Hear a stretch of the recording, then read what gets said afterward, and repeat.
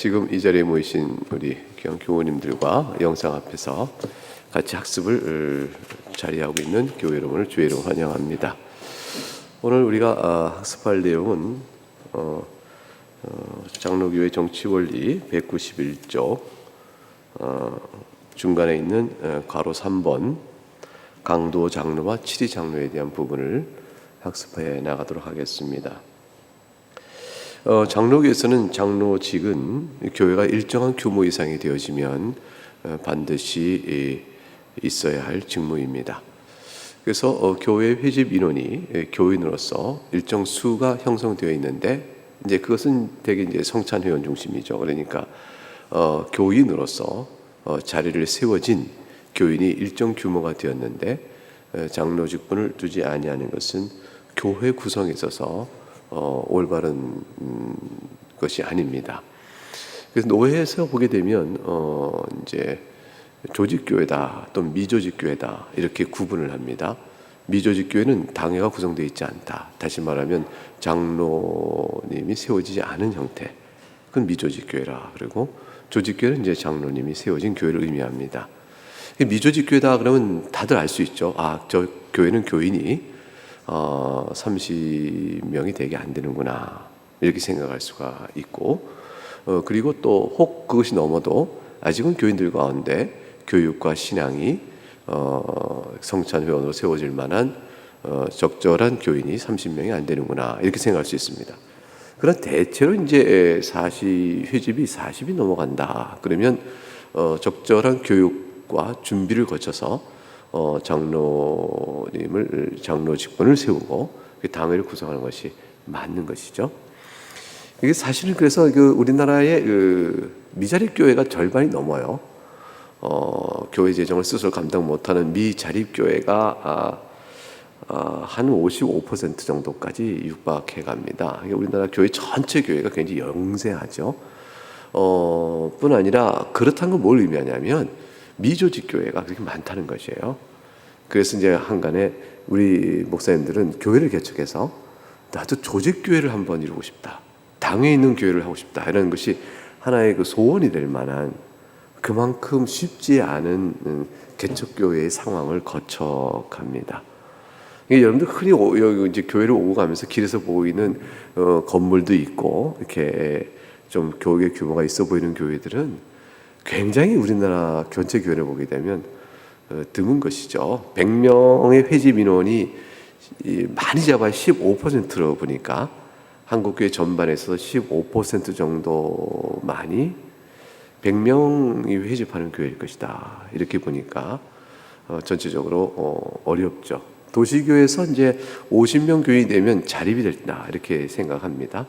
50명 교인이 되면 필요 재정을 감당할 수 있는 자립의 가장 기본 단위로 보게 되어지고, 그 이하가 되어지면 굉장히 축소 재정이죠. 오직 모든 헌상에 올려진 헌금을 교육자 생활과 가장 기본적인 장소 유지, 공간 유지 이 두 개 외에는 전혀 못합니다. 그래서 선교사 한 번이라도 월 10만 원 후원하는 것조차 교회의 절반 이상이 못한다 이렇게 보면 이해가 되어집니다. 한국교회는 굉장한 부흥기를 거쳐온 것 같으나 여전히 전체 우리나라 인구의 600만 정도가 개신교인이다 이렇게 봐는 형편이고, 앞으로 계속 이제 축소되고 있죠. 줄어들고 있는 상황인데, 왜냐하면 무종교인이 많아졌어요. 모든 종교의 인원이 축소되고 있는데 무종교인이 많아졌고 그 정도 되어지고 개척의 상황은 더 어려워지고 있다 이렇게 볼 수 있습니다. 그런 첫째, 교회사에서 이제 일정 규모가 회집 인원이 되어지고 교인이 형성되어지면 장로 직분은 하나님께서 영구하다. 그래서 위에 셋째 줄 장로의 직무가 영구하다는 것은 교회가 조직되어지면 장로 직무는 있어야 하는 것이다 하는 것이죠. 그럼 장로의 자격 조건과 임무를 명백히 디모데전서 3장, 디도서 1장에서 밝혀주고 있고요. 그리스도의 재림식까지 교회 생활에 대한 어떻게 해야 될 것인가를 교훈하고 있습니다. 그런데 두 직무설은 이제 장로와 집사가 있다 하는 것이고, 세 직무설은 목사와 장로와 집사가 있다. 그래서 목사와 장로를 구별하고 있는 것이죠. 맨 아랫줄, 어쨌든 그럼 두 직무에 따라서 한번 얘기해 보자 하는 것이죠. 같은 장로가 있을 뿐인데 강도 장로와 치장로가 있다라고 할 때 그들은 서로 어떻게 다른가를 이해해 보자라는 것입니다. 그것은 세 직무에 따른 이해를 갖고 있는 사람이라도 목사와 장로의 직무가 어떻게 다르냐, 그걸 이해해 보자는 것과 같은 이야기가 될 것입니다. 미국 장로 교회의 PCA의 우리 교단과 합신 교단과는 이제 서로 교류가 있고 또 친교 관계에 있는 교단인데, 교회 헌법은 장로의 성경 책무에 대해서 이렇게 이야기를 해놓았습니다. 그가 그리스도의 양떼를 감독할 때는 이제 감독 혹은 목자라 불리고, 그리고 직무가 그러하듯이 그 엄숙하고 신중한 양떼들의 모범이 되고 그리스도의 집과 왕국에서 잘 다스릴 때 청지기 혹은 장로로 불린다. 말씀을 해설하고 말씀을 거슬려 반박하는 자를 건전한 교리로 권면하고 확신시킬 때는 교사 역할을 한다. 이렇게 보이고 있는 것입니다. 이 칭호든 직분의 다른 등급이 다르다는 것이 아니고 모두가 하나요 같은 직분을 묘사하는 것이다. 그래서 이제 모든 장로는 두 가지 공통점이 있어요. 감독과 다스림과 가르침의 부름을 받고 있습니다. 그러나 맨 밑에 줄, 장로가 양을 다스리는데 목사가 나란히 섬기도록 부름을 받았다는 것을 강조하는 것이 중요합니다. 강도는 이제 목사는 강도 장로니까요. 장로직은 목회적 직무인데 7위 장로는 회중을 영적으로 감독하는데 중요한 역할을 받도록 부름을 받고 있다. 이게 다 이제 목회적 직무를 바꾸어서 직원으로 세워지는 것입니다. 당회가 목회적인 임무를 소양을 받고 있는 것이죠. 그중에 목회자가 이제 그 일에 전무하는 것이고, 이제 장로님들은 세속의 직업을 가지고 생활을 도모하며 살아가고 있으면서 교회를 도모하고 있는 그런 형편인 것이죠. 그 점이 차이가 있는 것이지. 사실 그 부름의 중책 의무는 당회적 목회 직무는 동등히 받고 있어서 중요한 목회적 사무를 결정할 때는 목사 개인이 하는 것이 아니라 당회를 통해서 하게 되어 있는 것입니다. 특별히 치리에 관해서는 권징을 한다는 것은 목사 개인이 임의로 하는 것이 아니고 권징의 수위를 당회적을 통해서 해야 되는 것이고, 이런 의미 때문에 장로님들이 이제 신방도 하고 또 상담도 하고 하는 일들이 있게 되어집니다. 그 일이 이제 왜 책무가 부어지냐면 당회적의 목회적 책무가 주어졌기 때문이죠. 그래서 장로님들이 교인들의 형편을 살펴봐 영적으로 권면하고 도울 일이 있을 때 그 일을 합니다. 다만 그 일을 목사는 개인이 필요에 따라 할 수 있고 장로는 당의 목사와 협의하여 할 수 있도록 이렇게 우리 교회 헌법에 되어 있어요. 그래서 당에서 어느 교인들을 좀 살펴볼 필요가 있습니다. 그러합니다.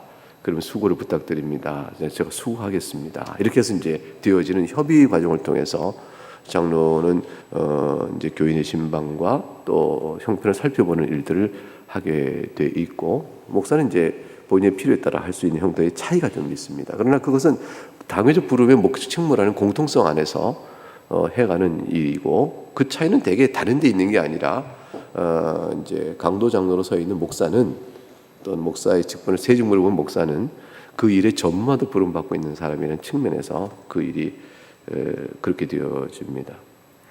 그래서 목사는 193쪽의 넷째 줄에 종종 당에서 섬기는 장로들 관련하여 동료적 먼저 세워진 자다. 이게 프리무스 인테르 그쪽에 나와 있죠. 파레스. 그래서 동료 중에서 제일 먼저 이제 자리를 세워진 1인자다. 이제 1인자니까 좀 우리 거부감스러워 있는데 먼저 앞선 자다. 이렇게 될 수 있습니다. 이 표현은 목사의 소명이 장로의 일반적 활동에서 당회의 지도력과 방향을 제공해 주기 때문에 그렇습니다. 그러나 더 높은 위치라는 것은 아닙니다. 목사가 치장보다 더 높은 위치는 아닙니다. 목사는 함께 장로된 자 가운데 한 사람으로 장로직의 동등성을 이렇게 보여주고 있습니다. 그래서 노회에서나 총회에서 투표권의 행사에 있어서 목사의 투표권은 권한과 장로 투표권 동등해요. 동등하지 목사가 2표 갖고 그렇지 않습니다. 당회에서도 가령 장로님 3분과 목사 한 사람이다. 그 투표권이 동등합니다. 동등하지 목사의 투표권은 더 있지는 않습니다. 근데 이제 목사가 왜 당회장의 직무를 갖느냐? 근데 이것이 이제 얘기되죠. 그는 목사는 혼자고 장로님은 여러 복수가 되어져요. 그 복수 관계이기 때문에 아까 말했지만 목사는 당회의 지도력과 방향을 이렇게 제공하고 인도해주는 책임이 목사에게 주어집니다. 그렇게 영적 사물을 살핌에 있어서 이렇게 해야 주의 교훈의 말씀에 좀 합당합니다. 장로님들 생각은 어떻습니까? 동의하십니다. 그 방향이 맞습니다. 이렇게 지도력을 가져야 되기 때문에 따라서 이제 목사에게 당회 장권이 이렇게 주어지는 장로의 헌법적 원리예요.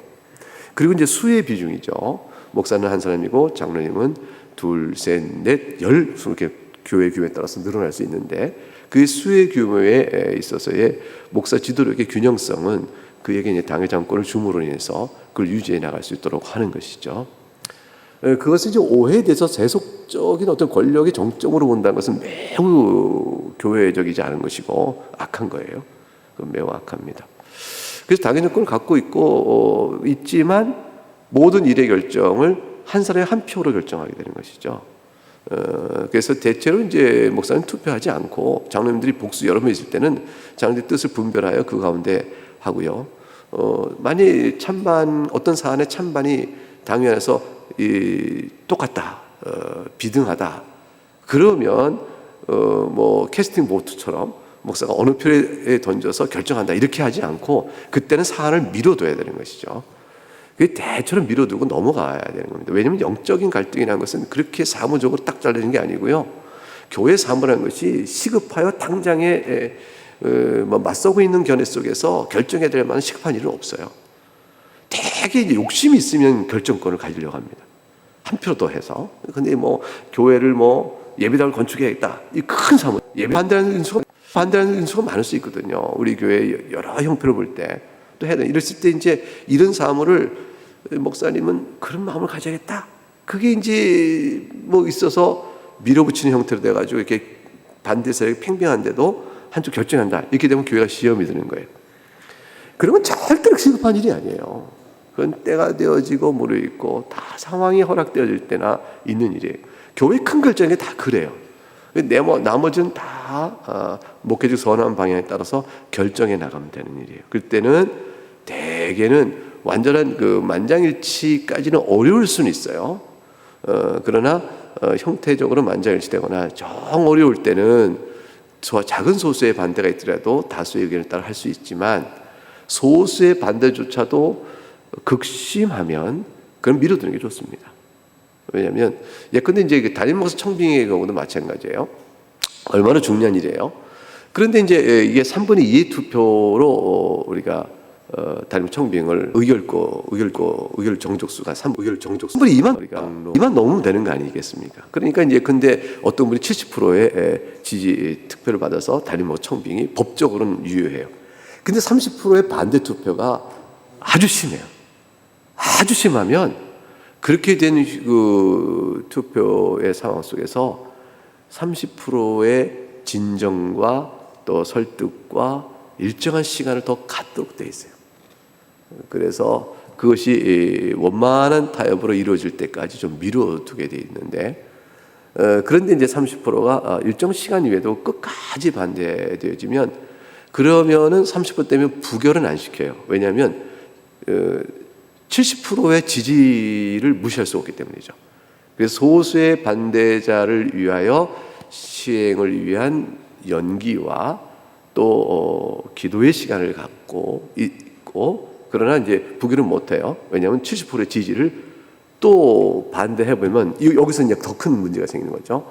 그래서 매우 신중해야 하는 것이로되 소수의 반대가 있을 때는 기다려준다라는 의미가 있는 것이죠. 그런 것이기 때문에 의사결정이라는 게 다 그런 거예요. 그래서 그런 과정을 통해서 이루어집니다.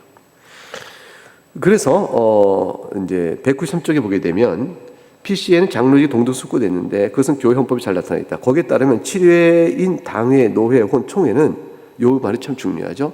7위 장로들의 참여 없이는 교회 어떤 업무 처리할 수 없다. 그러니까 목사들만의 단독적으로 결정하는 일은 교회의 그 7위 기관인 당회 노회 총회에서 할 수가 없는 거예요.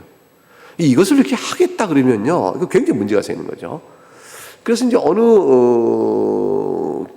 장로교회는 못해요. 나 다른 교파는 모르겠어요. 루터파 감독교회 형태를 갖고 있는데, 루터파만 해도. 또는 감리교도 감독교회 형태를 갖고 있는데, 거기는 어떻게 하는지 모르겠어요. 거기는 감독교회라는 것은 교회론이 철저히 감독, 즉 목사 중심 교회라고 볼 수 있어요. 이게 로마 캐톨릭의 경우 철저히 교황 중심이고 사제 중심이거든요. 사제 중심적에는 아무리 어떤 성도가 1000만 명 모였어도 사제 한 사람을 못 당해요. 사제 하나가 교회고, 사제가 교회고, 나머지는 교회 그 사제에 붙어 있어서 교회로 불리우는 집단이에요. 그러니까 교회를 세우는 일은 사제직에 있죠. 감독직은 거기에 위험해져서 감독 4개, 5개, 10개, 20개, 100개의 교회가 모여서 한 집단이다. 근데 감독제가 있으면 그들만 모여서 의사결정을 하는지 모르겠는데, 장로교는 그렇지 못합니다. 장로교는 이제 7위 장로들의 참여 없이는 어떤 업무 처리하지 않습니다. 노회도 파송이 되고, 당연히 장로가 있는 거고요. 노회도 총대 장로가 나가고, 총회는 반반 동등수로 총회를 구성합니다. 굉장한 일이죠. 그래서 총대가 200명이다 그러면 100명은 장로님이에요. 100명은 목사들로 구성돼요. 이렇게 돼서 총회 의사결정을 해나갑니다. 종종 7위회는 그 위원회와 정권위원회의 7위 장로 참여와 협조를 요청한다. 이렇게 있습니다.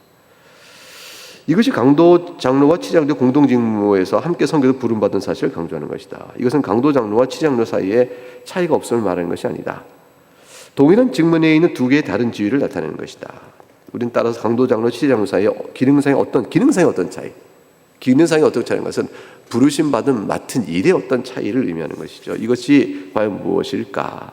4가지 정도를 얘기할 수 있다. 첫째, 194쪽. 강도 장로 후보자는 그들이 사역을 하도록 허락받기 전에 어떤 교육적인 신입장을 소유한다. 이 교육적인 신입장이라는 게 뭐냐면, 첫째는 신학교를 졸업해야 되고요. 그 교회가 속한 노회가 인정하는 신학교여야 됩니다. 그 다음에 이제 또 동시에 노회에서 일정한 엄격한 교육적 과정을 통해서 노회 신임을 받아야 합니다. 이런 엄격한 교육적인 신임장이 7위 장로에게 요구되지 않죠. 7위 장로님들에게 신학교를 나와야 하고 졸업장을 받고 총회 강도사 고시를 받쳐야 되고, 그 합격한 이후에 뭐 이렇게 되지 않습니다. 그런 엄격한 일을 요구하지 않습니다. 딱 한 가지 때문에 그래요. 뭐냐면 강도하는, 즉 말씀을 가르치는 일이 엄밀성 때문에 그렇습니다.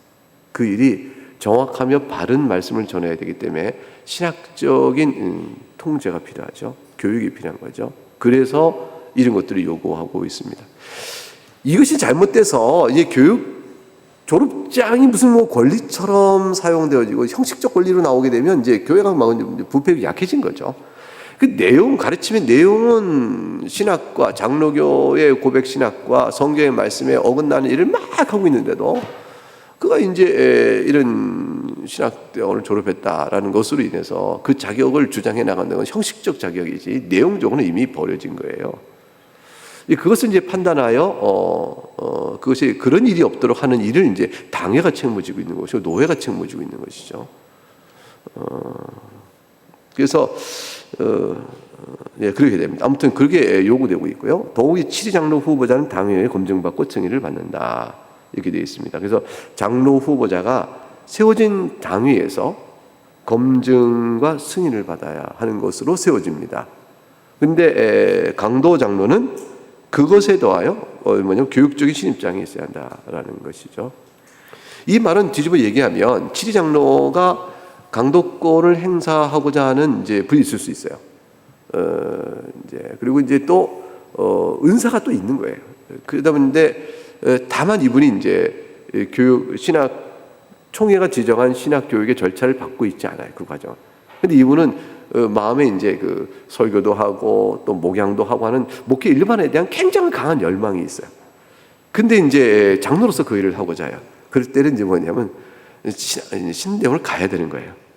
가셔서 총회가 정한 절차를 밟으셔서 목사님 되십시오. 그래서 그 일을 원하는 대로 소명이 있으시니까 하십시오. 당신은 외적으로 봐도 훌륭한 이성이 있고 내면도 주의 복음을 사랑하며 교회를 사랑하는 마음이 각별하며 또 그러하시니 이 일에 부름받아 나가시는 게 좋겠습니다. 그래서 그 일로 부름받아 나가셔야 되는 거예요. 근데 그 일을 하지 아니하시고 이제 이렇게 하시면 이제 교회 질서가 어려워져요.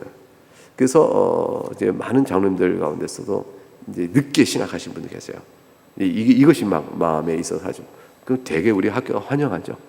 환영해서 그 예전에는 나이가 많으신데 지금 와서 뭐 하시라 이렇게 했는데 지금 그렇지 않아요. 지금 그렇지 않고 저건 잘못된 접근이라고 생각해요. 나이 문제가 아니고 그분의 소명을 봐야 되는 거예요. 근데 장로 직무를 하다가 신학교에서 교육받고 목사 되는 건 굉장히 좋은 절차 중에 하나예요. 왜냐하면 집사님으로 잘 수고하다가 소명이 인정받아 목사가 되거나 장로 직분을 잇다가 소명받아서 목사 되는 건요, 아무나 목사 되겠다는 것은 100배가 난 거예요. 이미 검증된 훌륭한 주님의 일꾼이거든요. 나이의 문제가 아니고 진정성의 문제라, 그리고 은사의 문제인 거예요. 그래서 저는 대단히 개인적으로 환영해요. 그래서 제가 학교에서 나이 따지지 마라. 그래서 그럼 이분이 목사 안수 받으면 62세고 그러면 뭐 63세고 그러면 그 다음에 70에 은퇴고 뭐 그러면 뭐 얼마나 남았고 그거 생각하지 마라. 68세 목사 안수 받아도 2년 일하다가 70 넘으면 사람이 뭐 어디 가냐? 목사로서 그냥 어디 가든지 이제 사역하고 은퇴 목사가 되니까 은퇴한 목사로서 이제 있으면 되는 것이. 그래서 사역할 수 있는 기회와 역량은 여러 가지로 돼 있으니까 기관적으로 총회에 속한 교회에 속하여 일은 못해도 그러나 뭐 교인의 한 사람이면 목사로서 직무로서의 일은 똑같이 할 수 있는 일인데 반대할 이유가 없다. 하나님 부르시면 어떻게 쓸지 모르니 해도 좋은 거 아니냐 뭐 이런 얘기도 합니다. 다만 이제 공부를 따라가기 좀 힘들죠. 이제 68세 신학 공부하는 힘들거든요. 근데 그건 뭐 개인의 역량인 거고, 예, 그렇게 되어 있습니다. 둘째, 강도 장로는 노예에 소속되어 있고 치장로는 지역교회에 속해 있다. 이게 무슨 말이냐면요, 장로님은 당회에 속해 있기 때문에 그 소속된 교회 당회를 떠나면 이전 장로예요. 현 장로가 아니고, 그러니까 무임 장로도 아니고 이제 원칙적으로 당회에 소속돼서 호족이 이제 그 당회에 속해 있기 때문에 그 어떤 지교회 당에서 이렇게 떠나게 되어지면 그러면 이전 교회에서 당회 장로였었던 분입니다. 그래서 이제 그 이전 장로였던 분이죠. 그러니까 익스가 붙어요. 익스 엘더죠. 전에 장로로 직무를 순교했던 분입니다. 근데 이것은 이제 그 같은 총회 산하에서 노예 산하에서나 또 같은 장로교 안에서는 되게 존중해 줍니다. 지교회로 옮겨도 그 이전에 이전교회에서 장로 직분을 하신 분이다, 집사 직분을 하신 분이다. 그러면 그걸 존중해 주게 돼 있어요. 그 존중이 맞아요. 그게 맞아요. 그런데 이전한 교회에서는 장로 이전 전 교회에서 장로 직분을 맡았고 집사 직분을 맡고 또 권사님이셨다 하더라도 옮겨온 교회에서는 당회적 소속으로 그거를 받는 과정이 없기 때문에 그 직무를 수행할 수는 없어요. 그래서 그 직무 수행하기 위해서는 새로운 교회 안에서 일정한 절차를 따르셔서 그것이 이제 되어져야 되는 거죠. 당회 소속 그게 되어진 절차가 필요한 것이죠. 근데 목사는 왜 이 교회에서 목사하다가 다른 교회도 목사로 가느냐? 어떻게 이게 할 수 있느냐? 이제 그게 차이가 있는 거잖아요. 왜냐하면 목사의 소속이 노회에 있어서 그래요. 그 노예에 있기 때문에 A란 지교에서 목사 직무를 내가 사임하고 나온다 할지라도 그는 여전히 노예에 속한 목사로서 다른 지교의 부름만 받으면 직무할 수 있는 여전히 목사의 직무로서 나와요. 그러니까 이전 목사가 아니라 은퇴하기 전까지는 이제 노예에서 은퇴 목사는 이제 그 권한이 제한되어져요. 발언권이 있는데 투표권 없다라든가 이렇게 이제 70이 넘은 목사가 노회 회원으로서의 지위는 유지돼요. 지위는 유지되는데 회원권의 권한이 제한이 있어요. 이제 현직 목사 70세가 되기 전까지 목사는 노회에서 발언권을 갖고 투표권을 갖고 행사합니다만 70은 노회 회원으로서 지위는 유지되되 그러나 그런 권한은 제한이 됩니다. 그러니까 그런데 이제 그래서 이제 지교 어느 한 교회를 이제 담임하다가 또는 목회하다가 이분이 이제 사임하고 현재 무임 목사로 있게 되어져요. 근데 무임 목사인데 노예 소속으로서 여전히 무임 목사 이렇게 부르지 이전에 목사였던 분 이렇게는 안 해요. 그러니까 익스 패스터가 아니야, 익스 미니스터가 아니고 이제 이전에 목사였던 분이 아니라 목사인데 지금 임지가 없는 분 이렇게 구별을 해요. 근데 그저 무슨 뜻이냐? 이제 무임 장로라는 말을 표현은 개교회 안에서 가능해요. 개교회 안에서 당회 소속인데 어느 교회가 장로님이 뭐 너무 많으니까 장로의 직무를 맡을 때 돌아가면서 맡읍시다. 그래갖고 이제 나름대로 내규를 정해가지고 무임 장로와 또 지금 일을 하고 있는 실무 장로 이렇게 나눌 수는 있어요. 그 각 교회 안에서 직무를 나누면서 할 수 있어요. 그때는 개교회 안에서 여전히 장로예요. 근데 그 교회를 떠나게 되면 이제 이전에 장로였던 분이다라고 이제 존중이 되어지죠. 근데 이제 장로교에서는 이전에 교회에 있던 장로님이 다른 교회로 이렇게 오실 때는 존중을 하는 방법도 생각을 해요. 왜냐하면 장로 직무를 부르심이란 게 개교회지만 개교회가 홀로 있는 게 아니라 보편교회 안에서 속해 있기 때문에 그 연결성을 생각해서 A란 교회 장로님이 이제 어떤 여러 차종 때문에 B란 교회를 갔다 하면 B교회에서 이분을 어떻게 존중해 줄 것이냐라는 부분을 생각을 하죠. 근데 그것은 이제 그 교회 안에서 정해진 그 교회 헌법과 총회 헌법과 절차에 따라서 이제 그런 일들이 이루어지게 되어집니다. 셋째는 칠위장로의 노회와 총회 참여는 그래서 이제 그런 존중의 내용이 이제 헌법과 내규에 따라 되어지기 때문에 그런 얘기 드렸고요. 셋째, 칠위장로의 노회와 총회 참여는 하위 칠위회 위임에 의한 거예요. 강도 장로의 노회와 총회 참여는 그와 같은 제한을 받지 않는다. 이게 무슨 말이냐면 칠위장로께서 노회에 참여하거나 총회에 참여할 때 하위 칠위회 위임이 된다. 그러면 당회에서 노회 위임을 해요. 이분을 파송하는 거죠. 총대죠. 그 노회에서 총회 갈 때 장로님을 또 파송합니다. 그런데 이제 그것이 노회의 경우는 노회에 참여하는 장로님 수가 제한되어 있어요. 그래서 노회에서 어느 장로님을 노회에 파송할 것입니까? 라고 노회에서 지정되어 와요. 일종 지정되어 와요. 그렇기 때문에 노회에 참여하는 장로님들의 수는 제한되어 있고요. 총회에 참여하는 수도 노회에서 정하는데 노회 산하의 장로님 수가 굉장히 많잖아요. 그 중에서 일부를 지정하여 노회에서 총회로 보냅니다. 그럼 총회에서 각 노회마다 당신 노회는 장로님을 몇 분을 총회에 총대로 보내주세요라고 요청이 와요. 그럼 뭐 수원노회 같은 경우 10분의 장로님을 총회에 참석도록 보내주십시오. 그러면 수원노회 안에 교회들이 많잖아요. 그 장로님 수가 많잖아요. 그 중에서 10분을 이제 노회에서 지정하여 이렇게 총대로 파송합니다. 근데 대개 가는 분들이 되게 많이 가요. 일에 열심히 있는 분들이 있어요. 이제 그게 나중에는 이제 정치화 될까봐 굉장히 걱정들을 좀 하죠. 정치화할까봐. 근데 이제 목사는 이제 당연히 참여하게 되어 있습니다. 강도 장로는 노회 초기 참여에 제한을 받지 않으나 또 참여할 의무가 있게 돼요. 근데 총회 참여는요, 목사들도 당연히 다 못 가요, 지금 현재. 그러니까 노회에서도 목사 몇 명이라고 제한을 해요. 그래서 각 노회마다 장로님과 목사의 총회 가는 수가 동등해요. 그래서 총회 전체를 모으게 되면 목사의 수와 장로님 수가 동등해지는 거예요. 만약 목사 전체가 다 참여하고 장로님은 목사 전체 수에 비례하여 장로님 수를 제한할 텐데 지금 현재로는 총회도 노회에서 파송합니다. 이게 목사들이 다 못 가고 총대 목사를 또 정해서 가요. 그래서 총회에 참석하는 권한을 목사님들 가운데 좀 갖고 싶어서 이렇게 좀 애쓰는 분도 계시죠. 그러나 그렇습니다. 그래서 현재는 총회에 목사도 노회 파송으로 그리고 장로님도 노회 파송해서 참여해서 총회 잔치는 동등수로 이루어지고 있다. 넷째, 칠위장로는 세례나 성만 집행이 허락되지 않는다. 교회법적으로 오직 강도장로만이 성례를 집행할 수 있다. 왜 그러냐면 세례와 성찬이 다 말씀과 더불어 사역되는 거기 때문에 그래요.